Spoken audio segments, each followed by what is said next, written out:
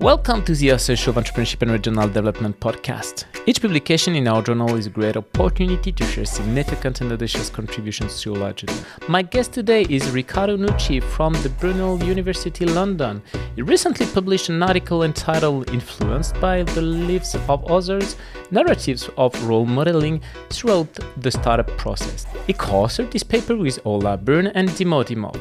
It has been published in Entrepreneurship and Regional Development, a journal edited by Taylor & Francis. Riccardo, welcome to our podcast. Hi, Vincent. Thank you for having me today. Can you tell us what is the origin of your paper? Why have you decided to address this particular topic? And what is the question you aim to answer? The origin of this paper lies in a combination of our research interests and observations. In entrepreneurship, we often hear about how role models, whether iconic entrepreneurs like Elon Musk or Mark Zuckerberg, or even closer influences like family members or colleagues, they inspire people to start business.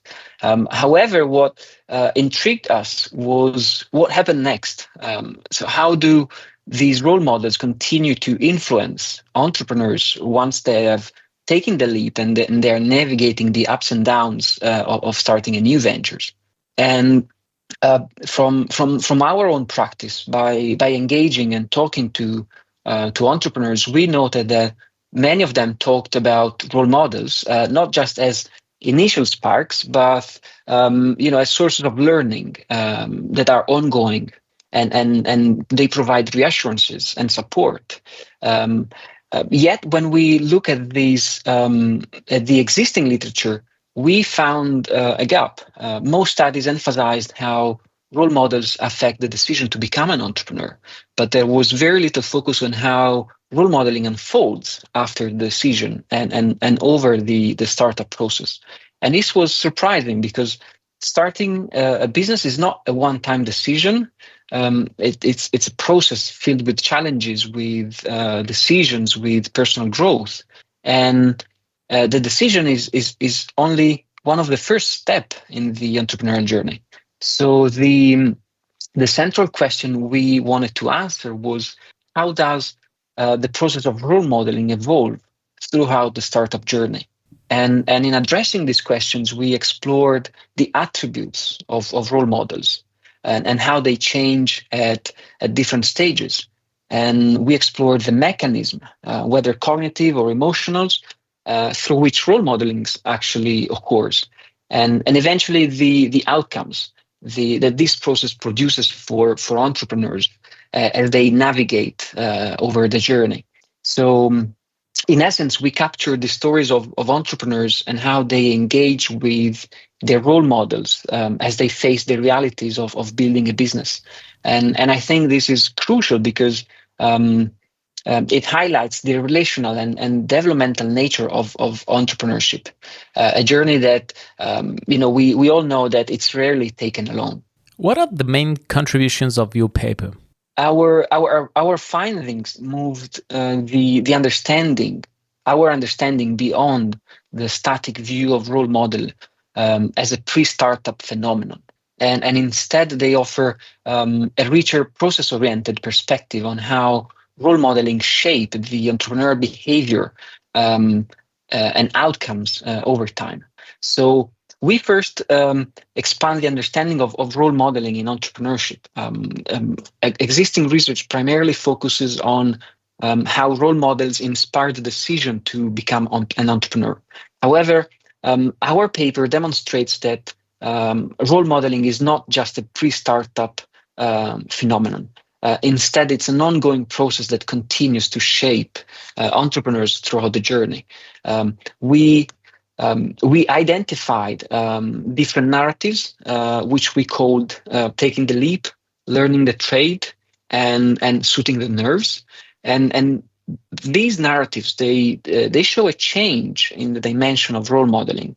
They show how the attributes of role models, the mechanisms, and the resulting outcomes evolve over time. And this temporal view adds depth to how we conceptualize role modeling.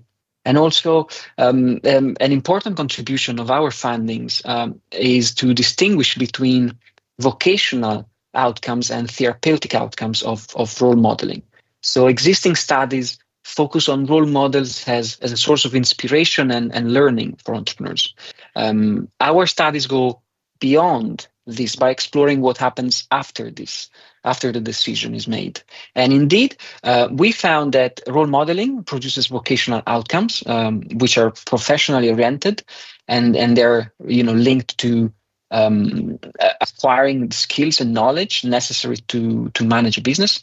And this aligns with the developmental effects of role models, as highlighted by previous research. However, we also uncover therapeutic outcomes, which are more personal and more emotional. And these outcomes help entrepreneurs to normalize and overcome their fears. And they build confidence and resilience as they face the uncertainties and setbacks of starting a new business. And interestingly, these therapeutic outcomes become more important and prominent after the decision to start a business.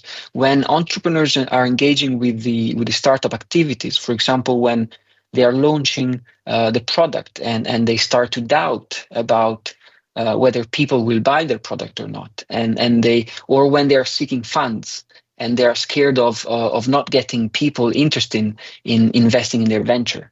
What was for you the main theoretical or maybe methodological challenge or challenges in addressing such a question? For us, methodologically, we needed an instrument that helped us to explore in depth the various aspects of role modeling, but also to consider the temporal dimension. And we did so by combining a narrative approach with grounded theory. So each method has its strengths, but also integrating them required a careful consideration to ensure that they complemented each other effectively. And so on one end, the grounded theory approach allowed us to collect rich and detailed accounts from entrepreneurs about the complexities of their role models. And this was invaluable for exploring the details, the nuances of how role models influence entrepreneurs on a personal and professional level. But on the other hand, we needed a way to systematically analyze how these processes evolved over time and so the narrative approach provided the tools to systematically identify patterns and emergent themes within the entrepreneur's accounts. So we were able to build a theoretical model that accounted for temporal changes, and this allowed us to move beyond the individual stories and to uncover the broader and recurrent dynamics across the startup process. So I think that the challenge was in balancing these two approaches. So maintaining the richness of the narrative data while applying the structured analytical rigor of the grounded theory approach. But by combining them, we were able to explore, how the entrepreneur's experiences in depth while also capturing the temporal sequences. During your research journey, what was your biggest surprise or maybe the most counterintuitive result? I think that the biggest surprise during our research came from uncovering the role of projection and empathy in role modeling. So initially, we expected entrepreneurs to focus on tangible successes or skills of their role models. The things they observed, like business acumen, decision made, or visible achievements that could be emulated and taken as example. But what we found was a deeper, more emotional connection at play, which we termed projection empathization. And this process involved entrepreneurs not just observing their role models, but actively imagining themselves into the role models, into the role model situation, and empathizing with their experiences, like they mentally step into the shoes of their role models. So entrepreneurs seeing themselves navigating similar challenges and achieving similar successes. And what was particularly surprising, however, is that this wasn't limited to the success observed, but entrepreneurs, they made up their role models. So certain attributes sometimes were the results of mental projection based on entrepreneurs' very own concerns and fears.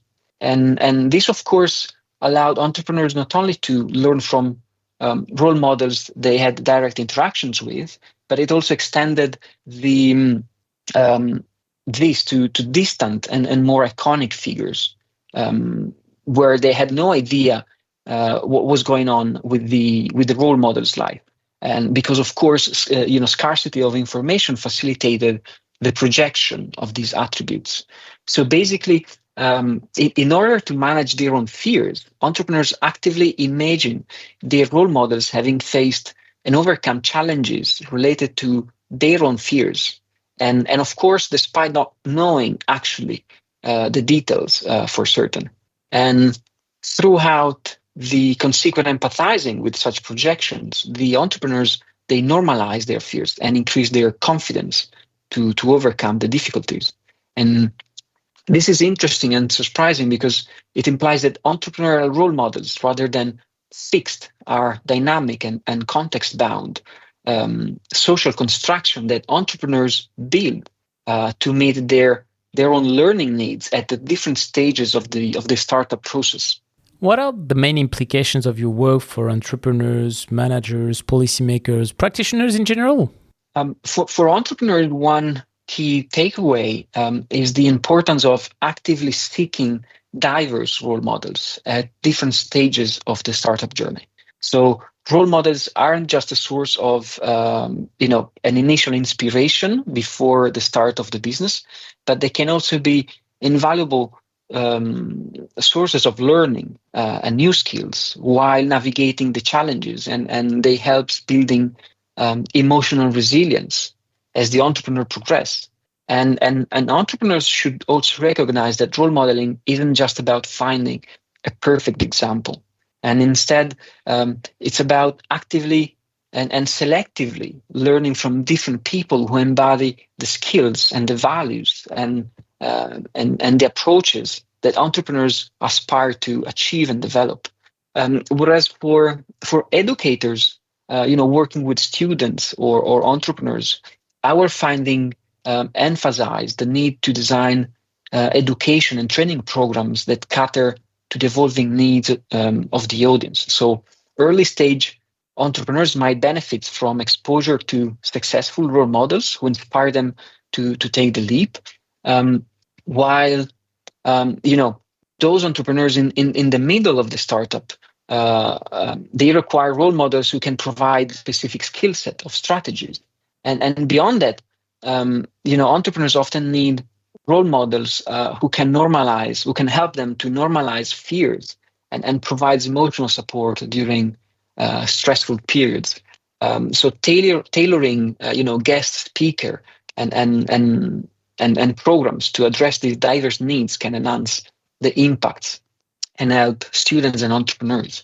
And finally, our findings highlights, they suggest that the role of empathy in learning from role models is often overlooked, but it's incredibly powerful. So practitioners can, we as educators can encourage students and entrepreneurs not only to observe role models that have achieved success, but also to reflect on how these role models navigated those challenges. And these empathic connection helps future entrepreneurs and entrepreneurs to build confidence and resilience to navigate the challenges and obstacles that they will encounter throughout the startup journey.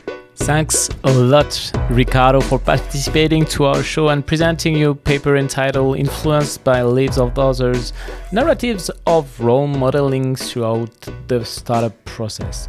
All our podcasts are available on entrepreneurship-erd.com and on the main podcast platforms.